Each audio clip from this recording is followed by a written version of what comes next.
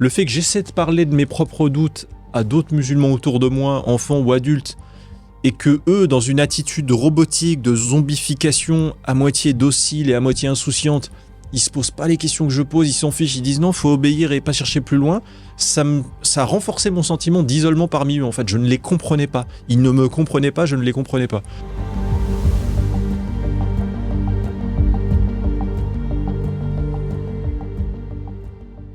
Alors, c'est l'apostat le plus célèbre de France. Il est également vidéaste, il est écrivain, donc Majid Oukacha, qui a quitté l'islam à la fin de son adolescence. Mais avant, quel a été son chemin pour aboutir à cette décision? Alors, j'ai le plaisir de le recevoir à nouveau. Vous étiez venu l'année dernière, donc on vous reçoit avec plaisir à nouveau, à l'occasion de la sortie de ce nouveau livre auto-édité et intitulé « Ce que je détestais dans l'islam quand j'étais musulman ».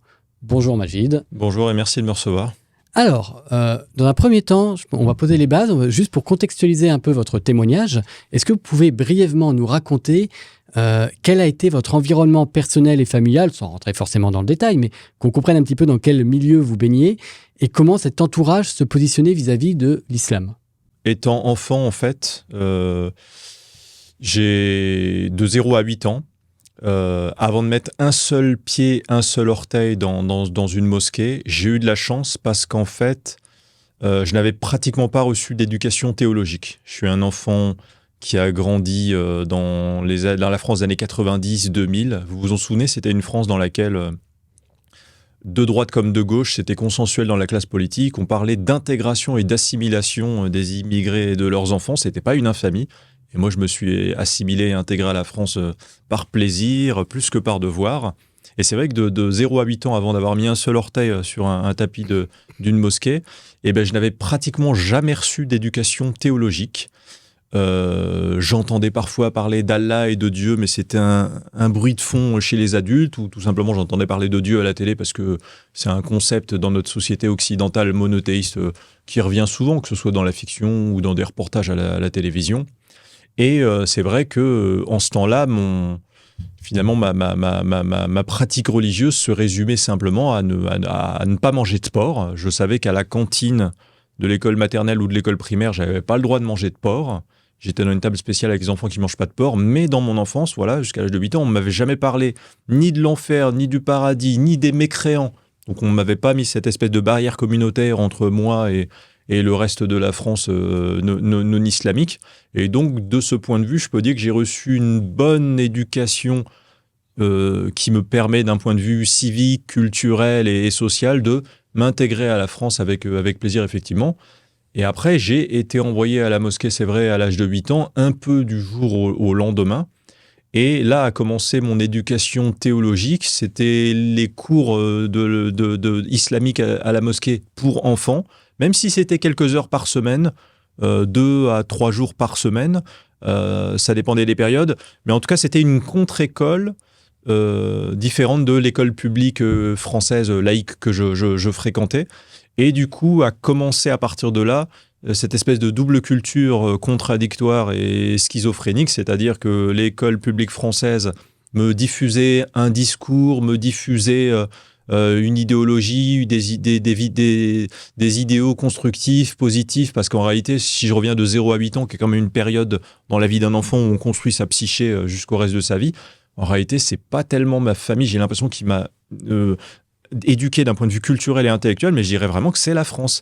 C'est ces excellents profs à l'école, c'est ces livres dans ces bibliothèques municipales, c'est ces documentaires à la télévision dont j'étais fan, des documentaires de science, des documentaires qui vous ouvrent les yeux, qui vous ouvrent l'esprit sur la diversité des points de vue sur le monde. Et vraiment, c'est ça qui a fait de moi un enfant occidentalisé comme tout le monde, comme vous sans doute. Et voilà, j'ai été en tout cas un enfant et puis un adolescent musulman et occidentalisé parce que j'avais cette double culture contradictoire. Aujourd'hui, on parle beaucoup de multiculturalisme comme une richesse, mais non, moi, c'était une double culture basée sur 2 idéologies qui l'une contredit l'autre en permanence. Et voilà, j'ai baigné, on va dire, dans ce bain culturel jusqu'au début de l'âge adulte, à l'âge de 18 ans, où après, voilà, j'ai trouvé la force d'esprit de m'admettre à moi-même, après des années d'introspection et de travail sur moi-même, qu'en réalité, j'avais été endoctriné et j'ai quitté l'islam. Alors, on parle de l'environnement de façon globale. Il n'y a pas que l'environnement familial, il y a l'environnement social, culturel. Dans l'islam, il semble y avoir un poids très important du collectif sur l'individu. Comment on le vit en tant qu'enfant ? Alors, c'est vrai enfant qui se questionne par ailleurs, je précise, parce que vous êtes curieux. C'est vrai qu'étant enfant, moi, j'avais un grand sentiment de solitude parmi les musulmans. Vraiment, toujours. J'ai toujours eu le souvenir de ça. Je ne pensais pas comme les musulmans autour de moi, dans ma communauté.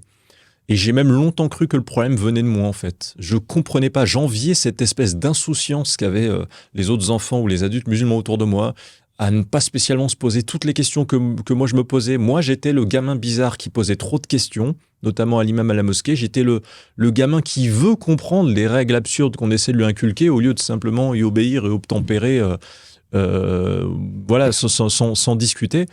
Et c'est vrai que le poids de la communauté a un peu d'importance dans l'islam, évidemment, parce que déjà, c'est une religion qui diabolise ceux qui quittent l'islam. C'est le péché le plus grave, celui de quitter l'islam. Et à la fois, on est menacé de l'enfer pour l'éternité dans l'au-delà, et à la fois de notre vivant, on doit supporter la réputation de traître, même la peine de mort en réalité dans les textes sacrés islamiques, et même si les musulmans de France ne l'appliquent pas ou ne peuvent pas l'appliquer, de toute façon, c'est quand même c'est quand même un substrat idéologique qui vit un peu au moins dans leur inconscient, cette idée que si on se base sur les textes, si on se base sur ce que leur prophète Mohammed, censé être leur modèle comportemental, a dit, à savoir de tuer celui qui renonce à la foi islamique et quitte l'islam, et bah oui, malgré tout, faut pas s'étonner si aujourd'hui il y a un espèce de climat encore d'omerta. Moi, je suis un des rares ex-musulmans qui ose montrer son visage à ce jour en France, et je trouve même ça anormal. C'est pour ça que j'ai commencé il y a 10 ans mon travail en réalité en France, parce que je trouvais anormal que dans la France, pays européen, pays de liberté, pays occidental, pays laïque, il y ait ce climat d'omerta sociale, culturelle et intellectuelle qui fait que si vous critiquez l'islam, vous êtes extrême droitisé d'un point de vue politique et intellectuel, et je parle même pas des risques pour sa propre vie. Et moi, je trouvais ça tellement anormal. Et le patriote français que j'ai toujours été et qui veut essayer d'apporter sa pierre à l'édifice et d'aider son pays, c'est ça en fait qui m'a motivé de base à commencer à faire vivre la critique de l'islam, qui était encore une critique très très rare en France.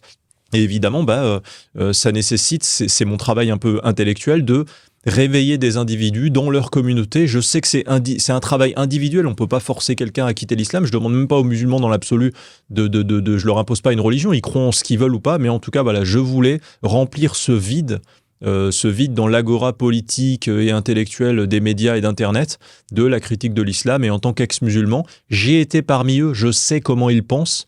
Et c'est ce que j'essaie de retranscrire d'ailleurs dans ce récit à travers mon expérience et mes yeux d'enfant et d'adolescent musulman, que j'avais été.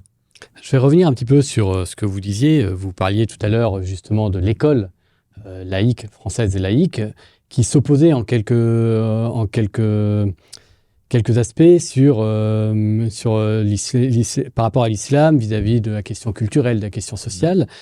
En quoi les deux univers se tiraillent, s'affrontent frontalement? Alors déjà, à l'école publique laïque française, j'avais été habitué de 0 à 8 ans, avant d'avoir la moindre instruction théologique à l'islam, à l'idée qu'on ne vous menace pas, et que tout ce qu'on vous apprend est logique, est sourcé, est prouvé à un but constructif, puisque finalement on m'enseigne dans le but que j'acquière du savoir, que je devienne un adulte autonome, libre d'esprit, et que j'acquière un métier. Et quand du jour au lendemain je commence à aller à la mosquée et qu'on m'explique que je dois remplir mes devoirs islamiques et obtempérer aux ordres d'Allah, sinon je vais en enfer, déjà il y a une espèce de rapport chantagier au savoir. Donc déjà c'est une première chose. En plus, l'école est parfaitement compatible avec tous ces loisirs que j'ai aimés de 0 à 8 ans toute mon enfance. Ces loisirs occidentaux que tout le monde a eu dans sa vie, à savoir les instruments de musique. Moi, j'ai joué de la guitare puis du piano. Les musées, j'ai toujours aimé les musées, les peintures, les statues, les BD, les caricatures humoristiques, les films ou séries à la télé, même hollywoodiens. La mixité garçon-fille, ne serait-ce que la moitié de l'humanité garçon interagissent au quotidien avec l'autre moitié de l'humanité fille, les anniversaires. Et quand du jour au lendemain, je vais à la mosquée et que l'imam commence à nous expliquer, source à l'appui, parce qu'effectivement c'était basé sur les textes islamiques, que tous les loisirs occidentaux qu'on a aimés, il nous sort ça à tous les gamins. Instruments de musique, c'est péché dans l'islam. Picturalisme, dessin, peinture, statue, c'est péché dans l'islam. Fêter les anniversaires, c'est péché dans l'islam. La mixité garçon-fille, même si on regarde ça dans un spectacle de fiction, dans une série télé, donc c'est même pas seulement, on n'a même pas le droit de parler entre garçons et filles, c'est même péché de voir des filles dans des séries dévoilées qui parlent avec des garçons. En fait, il vous explique que tout ce que vous avez appris et aimé dans votre vie, qui sont des loisirs universels, dans le monde occidental, dans le monde moderne, c'est péché. Je ne sais pas si vous imaginez le choc, alors qu'à l'école, c'était parfaitement convenu par les professeurs que, voilà, on faisait de la musique, du dessin, etc. Et donc, c'est un choc intellectuel, moral. Et également aussi, moi, quand j'étais gamin, j'adorais regarder les documentaires sur les sectes. C'était très à la mode. Je ne sais pas si vous en rappelez, dans les années 90, les reportages sur les sectes.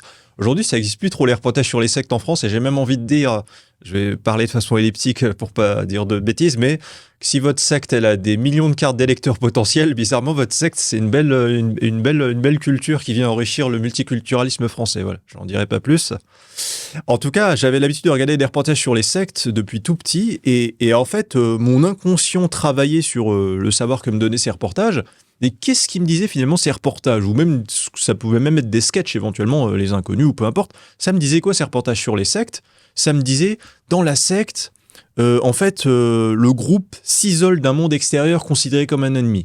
Dans la secte, il y a le flicage communautaire du groupe sur les individus. Dans la secte, les individus n'ont pas le droit de sortir de la secte, sinon ils sont diabolisés et considérés comme des ennemis. Dans la secte, il faut obéir à des rituels stupides et surtout ne pas poser trop de questions. Et moi, j'étais acculturé à ça. Quand je vais à la mosquée, je commence à me rendre compte dans les premières semaines que finalement, l'enseignement de l'imam et tout ce qu'il nous apprend comme absurdité commence à traduire ces symptômes sectaires que je voyais dans ce genre de reportage. Et également, à l'école, je continue les comparaisons, mais à l'école publique laïque, comme dans les livres de la bibliothèque municipale, moi j'adorais lire des livres sur, par exemple, les inventions humaines, les découvertes humaines, etc. Mais en tout cas, on m'apprenait à travers la science, qui a toujours été une passion pour moi, que vous pouvez pas asséner des vérités comme ça marche pas comme ça. Il faut faire des démonstrations, il faut prouver, etc. Et quand on arrive à la mosquée et que l'imam nous explique, alors voilà, ça c'est le Coran, tout ce qu'il y a dedans c'est la vérité, il n'y a pas à discuter, c'est Allah qui l'a dit, il base tout à base de raisonnement circulaire. C'est Allah qui l'a dit, donc il faut y obéir parce que c'est Allah qui l'a dit. C'est le prophète Mohammed qui l'a dit dans les hadiths, donc il faut obéir parce que le prophète Mohammed l'a dit. Tout s'auto-prouve de soi.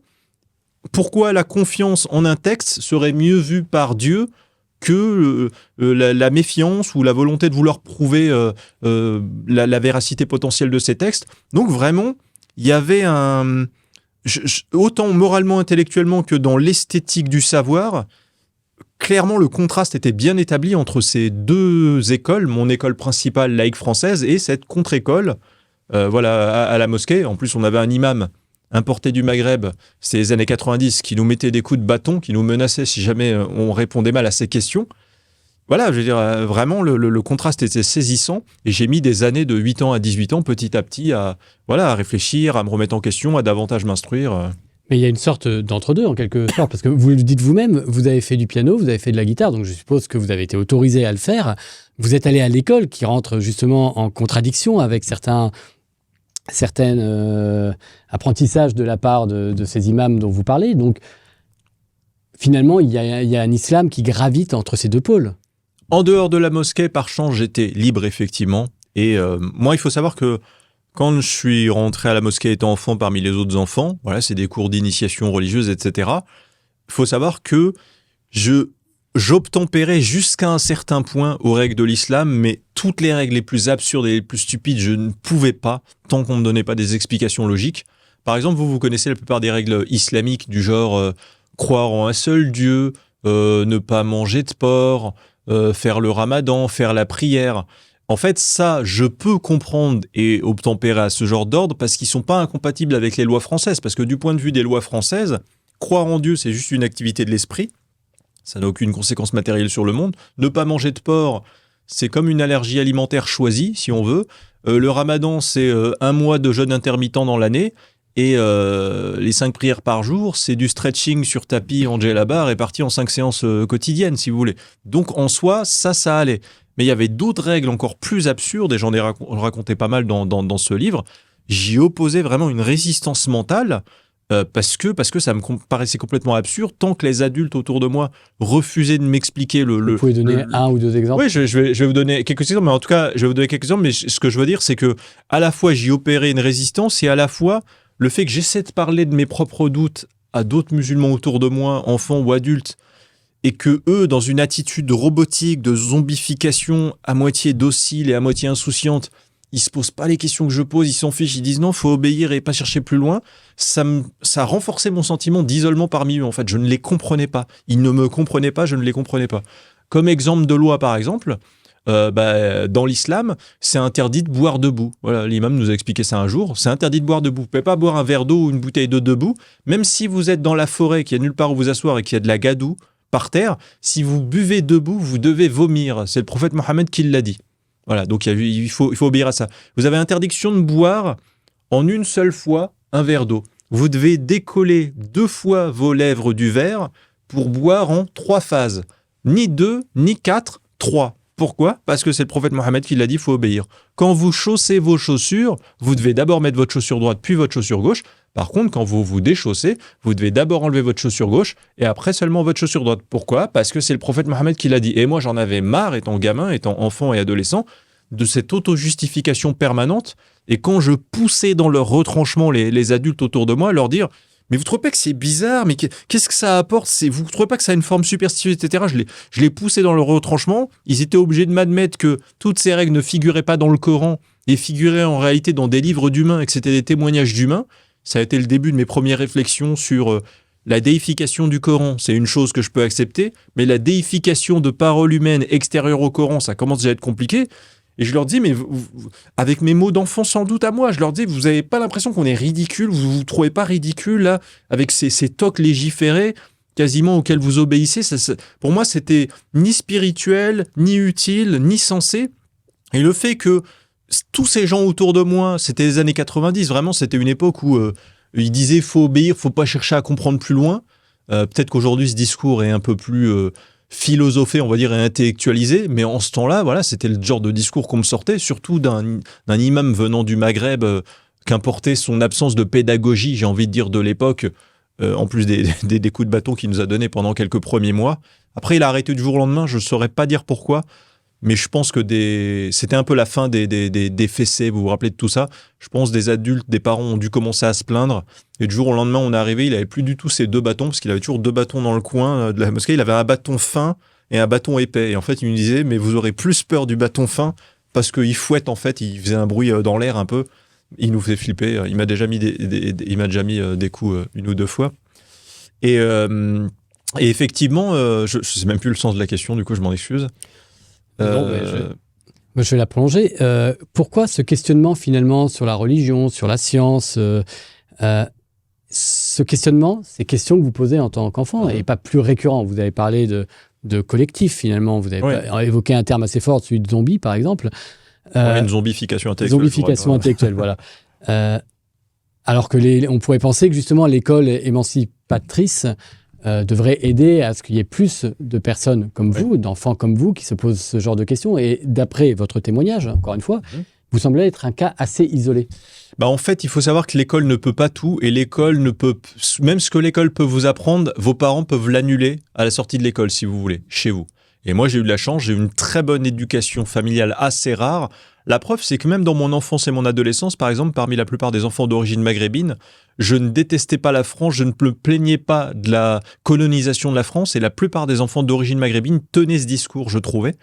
Et donc, j'ai l'impression que, qu'on le veuille ou non, des adultes ou d'autres gens leur ont mis ça dans la tête, cette idée de défiance par rapport à la France, tandis que moi, ça va, j'avais vraiment reçu une bonne éducation qui m'enseigna l'idée de s'intégrer à la France, de se faire, d'être ami même avec des Français non musulmans. Je faisais partie des rares musulmans qui faisaient ça, mais il y en avait d'autres qui étaient strictement entre eux et qui appelaient les Français non musulmans les mangeurs de porc ou les chiens ou ce que vous voulez.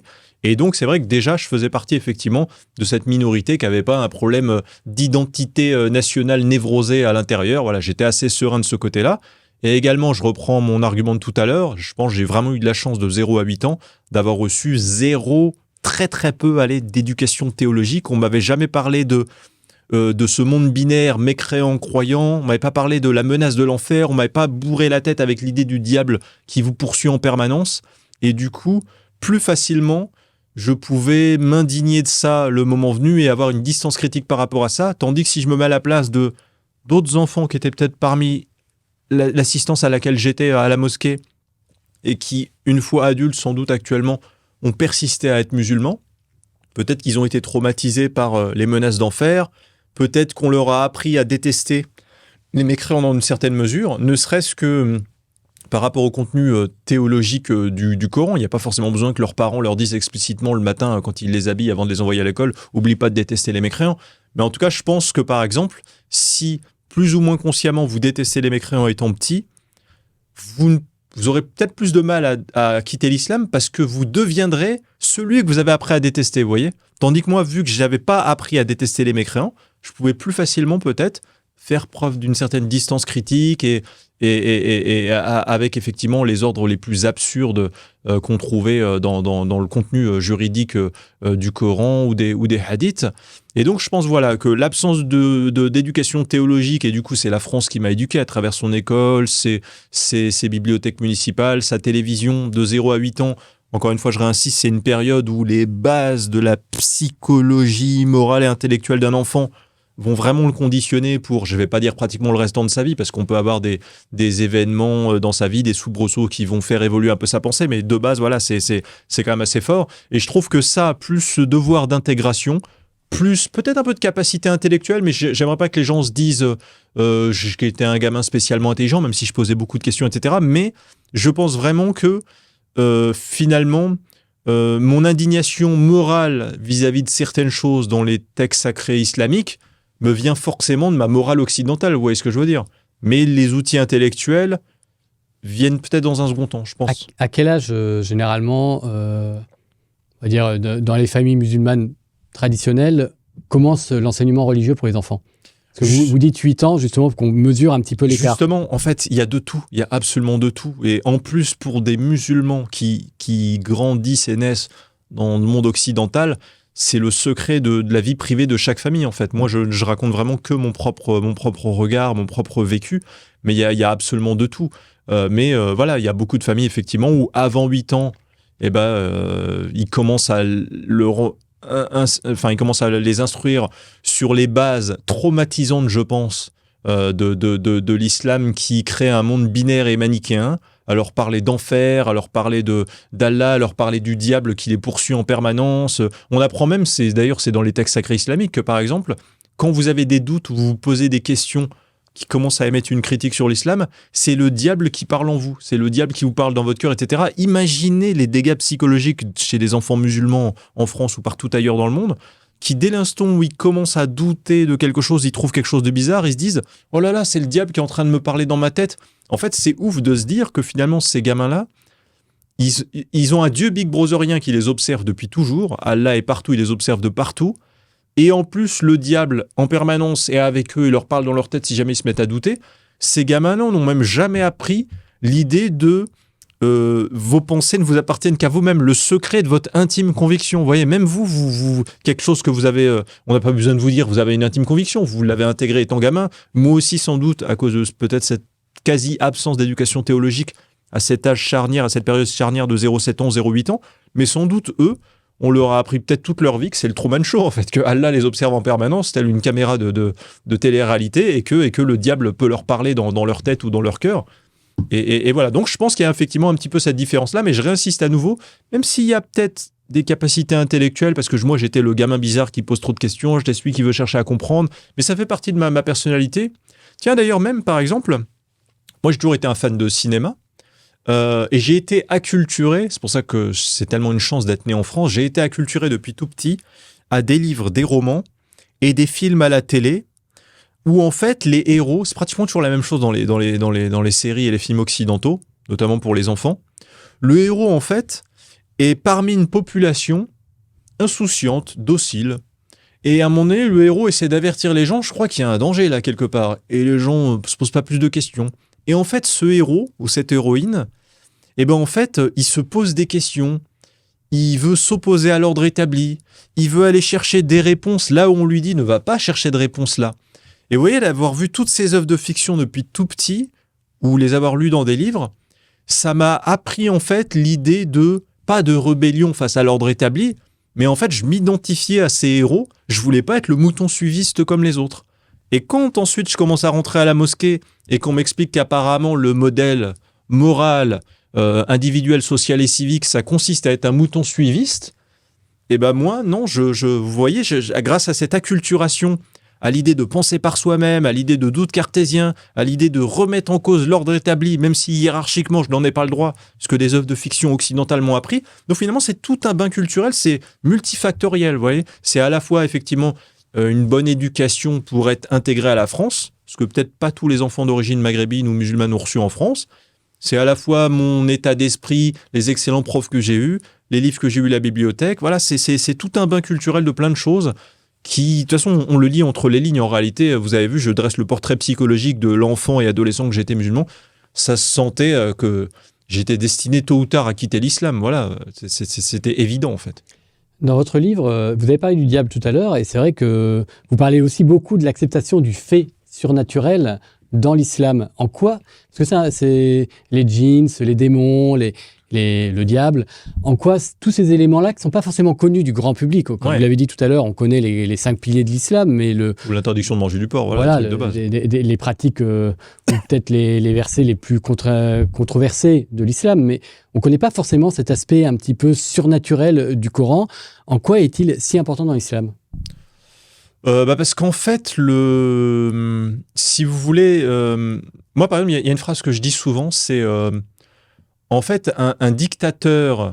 La différence entre un dictateur et un dieu, c'est qu'à un moment donné, par exemple, si un peuple qui vit sous le joug d'un dictateur, il voit ce dictateur humain mourir, et ben du coup la dictature s'arrête, si je puis dire. Or, quand vous avez un ennemi invisible et éternel, que ce soit un diable ou un dieu, enfin un ennemi, c'est-à-dire un pouvoir au-dessus de vous, qui soit hiérarchique comme un dieu ou il y ait une forme d'inimitié entre vous et lui comme un diable, quelque part, c'est un ennemi permanent. Et effectivement, quand le prophète Mohammed, selon ma propre thèse d'ex-musulman, c'est-à-dire un charlatan qui a inventé une religion, quand il vous invente un enfer après la mort, donc c'est un peu quelque chose d'inévitable pour 100% des humains, quand il vous invente un ennemi invisible, le diable, qui va vous poursuivre partout, même si vous vous enfermez dans une pièce, un dieu qui vous observe de partout, ben effectivement, ça participe de cette idée que finalement, même des musulmans qui, par exemple, sont parfois isolés du groupe, parce qu'après tout, il y a ce flicage communautaire du groupe, mais même des musulmans isolés du groupe ne voudraient pas, par exemple, tourner le dos à l'islam ou tourner le dos aux pratiques de l'islam parce qu'ils se savent encore observés par tous ces esprits invisibles, toutes ces menaces invisibles que sont le diable, Dieu, etc. Et encore une fois, je reviens à ma propre histoire, effectivement. La chance de ne pas avoir été trop instruit sur ça de 0 à 8 ans fait que j'ai toujours eu un peu une forme de distance critique. Longtemps, j'étais parmi les musulmans enfants, je leur disais les djinns, vous trouvez pas ça bizarre que 100% des personnes, à chaque fois que... En fait, il n'y a que des musulmans qui sont envoûtés par des djinns. Comme si les djinns envoûtaient des gens, ils devaient croire en eux, en fait. C'est-à-dire, en fait, les djinns ignorent... En fait, le meilleur moyen de se prémunir des djinns, c'est de ne pas y croire. Votre ignorance non convictionnelle à leur égard, apparemment, les effraie. Vous voyez, j'étais capable, avec mes mots à moi d'enfant, de formuler ce type de remarque. Je leur dis, vous trouvez pas bizarre qu'apparemment, les djinns, on n'entend jamais des Français non musulmans nous parler de djinns, etc. Il n'y a que dans notre communauté là qu'il y a des djinns. En plus, les djinns, personne n'en a jamais vu. Chaque fois que on entendait des témoignages sur les djinns, c'est toujours un musulman qui a une tante au bled qui a vécu le djinn, en fait. Et le djinn, c'est soit elle l'a vu dans une ruelle sombre la nuit, soit c'était dans sa chambre, elle était à moitié endormie, mais pas trop, et la lumière était éteinte. Il n'y a jamais de preuve scientifique très concrète. Mais moi, vu que j'avais été éduqué à l'occidental, j'avais été habitué aux livres et à l'école française qui m'apprennent qu'on ne peut pas asséner des vérités comme ça. Il faut faire des démonstrations, il faut mettre des preuves scientifiques. Moi, je lisais des bouquins de science sur des découvertes. Voilà, peu importe ce que c'est comme découverte, que ce soit le fond de l'abysse laurentien, que ce soit la découverte de tel temple disparu sur tel continent, etc. Il y a des photos des ethnologues, des archéologues qui prouvent que on a la preuve de cette découverte, et j'avais été habitué à cette idée il faut des démonstrations, il faut des preuves. On m'a appris ça dans l'Occident, et quand tout d'un coup je suis dans ma vie communautaire islamique, l'idée de preuve n'a même plus de sens. D'ailleurs, moi, quand j'étais gamin, mes facultés d'esprit avec lesquelles je brillais, entre guillemets, à l'école publique française ou parmi mes amis non musulmans, C'était mon côté un peu facétieux, ma capacité à poser les bonnes questions. C'était ma capacité comment dire, à faire preuve d'autodérision, ma capacité à faire preuve de doute cartésien, à penser par moi-même au lieu d'être un mouton dossier. C'était des capacités qui étaient louées par mon école, qui étaient appréciées par mes amis français non musulmans. Tout d'un coup, ces qualités devenaient des défauts quand je les exprimais à la mosquée ou parmi la communauté musulmane. Et voilà, donc il y a vraiment même un schisme scientifique, un schisme méthodologique, en fait. Vraiment, la façon de penser islamique m'était totalement étrangère, en fait. Qu'est-ce que vous répondez quand vous étiez enfant et que vous posiez toutes ces questions? Qui vous répondait? Et est-ce que vous étiez, est-ce que vous étiez pris en considération dans vos interrogations? Alors d'abord, il faut savoir que si vous êtes un enfant, j'allais dire infantiliste, c'est-à-dire déjà les adultes vous disent tu ne sais pas, t'es pas un adulte, t'es pas un grand, écoute les adultes. Et les années 90, il y avait moins de pédagogisme qu'aujourd'hui. Et souvent les adultes, ça a été ma chance quelque part, entre guillemets, ils avaient vraiment encore un petit peu une espèce d'archaïsme dans l'absence de pédagogie, dans la transmission du savoir islamique. Par exemple, il me disait tout simplement arrête de chercher à comprendre, faut obéir à Dieu, c'est comme ça, point. Et c'est vrai que c'était une époque, même d'ailleurs l'imam, pourquoi j'avais un imam horrible qui assumait les pires horreurs islamiques dans les années 90? Parce qu'on était avant les attentats du 11 septembre 2001. Donc l'islam ne défrayait pas encore la chronique à ce point-là comme étant la religion violente, terroriste, etc. Mais en tout cas, avant cette période-là, cet imam ne se savait pas, je pense, sans doute, écouté par les renseignements généraux. À la fois aussi, c'était une époque où, cet imam, il n'y avait pas les réseaux sociaux, il n'y avait pas le risque de bad buzz. Il n'avait pas peur d'un smartphone dégainé, c'était les années 90, il n'y en avait pas pour enregistrer ce qu'il dit et ensuite ça va être publié en public à l'extérieur de la mosquée. Donc il avait l'impression que tout ce qu'il dit va rester dans les murs de la mosquée. Et donc plus facilement, je pense, j'ai eu un imam, un des derniers peut-être spécimens de ce genre, qui assumait la totalité des horreurs islamiques. Et cet imam, encore une fois qui venait du Maghreb, dépourvu de pédagogie, il finissait toujours par le même raisonnement circulaire comme la plupart des musulmans autour de moi. Oula, toi avec tes doutes que t'exprimes, il y a le diable qui est en toi à mon avis. Sauf qu'on m'avait pas éduqué dans la peur du diable et j'ai essayé de leur expliquer avec mes mots à moi d'enfant. Vous en avez pas marre à chaque fois de conclure la conversation avec moi en me sortant la carte contre Uno, le diable il est dans ta tête. Il finissait sans cesse la conversation en me disant attention tu vas douter, attention tu vas sortir de l'islam, ou alors des raisonnements circulaires, c'était leur passion. C'est Dieu qui l'a dit, donc faut obéir parce que c'est Dieu qui l'a dit. C'est le prophète Mohammed qui l'a dit, donc même s'il n'y a pas d'explication, de toute façon, c'est le prophète Mohammed qui l'a dit. C'était que ça, en fait. J'ai l'impression que... Et c'est pour ça que je vous dis, j'enviais, et de plus en plus, après, avec les années, j'ai commencé à trouver ça bizarre, mais leur insouciance, je ne sais pas comment ils faisaient, ils ne se posaient aucune question, en fait. Vraiment, la plupart, ils obéissaient, et ils avaient une forme de béatitude heureuse à obéir sans se poser de questions. Et ouais, je vous dis, j'étais le gamin bizarre parmi eux, celui qui pose trop de questions, celui qui veut trop chercher à comprendre. C'était une expression qui m'avait beaucoup sorti. Mais voilà, plus le temps a avancé, plus je me suis rendu compte qu'en réalité, ces symptômes que j'avais ne me mettaient pas dans une anormalité. En réalité, c'était moi qui étais, si je puis dire, sain d'esprit, en fait. Alors, vous l'avez dit, hein, vous êtes un enfant des années 80-90. En quoi la question de la foi musulmane diffère-t-elle de notre époque contemporaine ? C'est-à-dire la foi à l'époque par rapport à la foi aujourd'hui? La pratique de la foi, la tension de la communauté. En clair, je vais dire les choses différemment, mais est-ce que vous, en vous projetant sur l'époque actuelle, vous auriez connu la même introspection si jamais vous aviez vécu dans les années 2000 plutôt que dans les années 80? Je pense qu'aujourd'hui, beaucoup de choses ont changé. D'abord avec Internet, en fait. Maintenant, avec Internet, on a accès à la critique de l'islam. Tandis que durant mon enfance, notamment dans les années 90 et début des années 2000, j'avais pratiquement jamais entendu de critique de l'islam. Entre la vie familiale, la vie de quartier et la mosquée, à quel moment je pouvais entendre la moindre critique de l'islam? Ni dans les livres de la section jeunesse de la bibliothèque, ni dans le discours des professeurs à l'école publique, ni à la télévision, j'entendais de critique de l'islam. Et donc, on entendait qu'un point de vue élogieux et jamais de critique. Et aujourd'hui, les musulmans d'aujourd'hui, effectivement, entendent un discours davantage critique.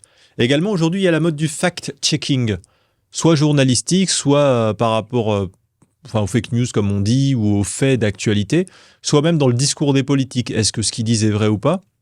Et cette logique du fact-checking, que moi-même je remplis également avec mon travail dans mes précédents ouvrages notamment, où j'analyse les textes sacrés de mon ancienne religion, l'islam, et ben c'est vrai que cette logique de fact-checking aujourd'hui, ça fait que la plupart des musulmans qui grandissent aujourd'hui grandissent dans une époque où, qu'ils le veuillent ou non, ils sont davantage enclins à essayer de vérifier les faits.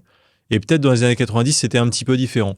Également dans les années 90, je trouve, vraiment ça n'engage que moi, je ne parle pas au nom des autres enfants musulmans qui sont devenus soit des futurs apostats, soit ont persisté dans l'islam, mais je trouve que c'était une époque où toute la société a grandi d'une manière générale. Par exemple, c'était encore une époque où on parlait de claques dans la gueule pour des gamins, pas forcément à la mosquée, hein, ça pouvait même être dans des colonies de vacances ou à l'école. On parlait, je ne sais pas si vous vous rappelez, de crime passionnel, cette idée qu'un conjoint ou une conjointe trompée peut tuer, c'est une circonstance atténuante. Enfin, toute la société philosophiquement a grandi. Et c'était une époque où la plupart des adultes musulmans et des musulmans que j'ai vus dans ma vie, en passant par cet imam évidemment, assumaient beaucoup plus facilement le contenu des textes sacrés islamiques. Maintenant, ils se rendent compte que c'est horrible. Mais à l'époque, plus facilement, ils disaient sans problème que le prophète Mohammed, quinquagénaire, a épousé une fillette de 6 ans. Ils disaient plus facilement, si tu quittes l'islam, tu vas aller en enfer, parce que les non-musulmans vont en enfer. Aujourd'hui, allez faire cracher cette vérité à un imam sur un plateau télé, ou même à la plupart des musulmans. Ils sont incapables, ils bégayent à vous le dire.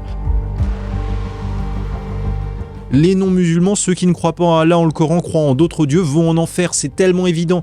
Même ça, aujourd'hui, la plupart des musulmans, du monde occidental, en tout cas en France, il faut les pousser dans leur dernier retranchement pour assumer ça. De toute façon, moi je pense que c'est sans doute un peu le début de la fin de l'islam, parce que de plus en plus, les générations de musulmans aujourd'hui, ils assument de moins en moins l'islam. Un musulman aujourd'hui, je ne sais pas comment il fait pour vivre. Un musulman en France, un musulman occidentalisé sans schizophrénie. Si Allah a dit le contraire dans le Coran, c'est Allah qui a gagné pour définir ce que l'islam est ou n'est pas. Et donc cet islam des Lumières n'existe pas. À chaque fois qu'il y avait un attentat terroriste, il y avait des politiciens français de droite comme de gauche qui passaient à la télé pour dire « Mais n'oublions pas que l'islam est quand même une religion de paix ». Aujourd'hui, plus aucun politicien ne le dit.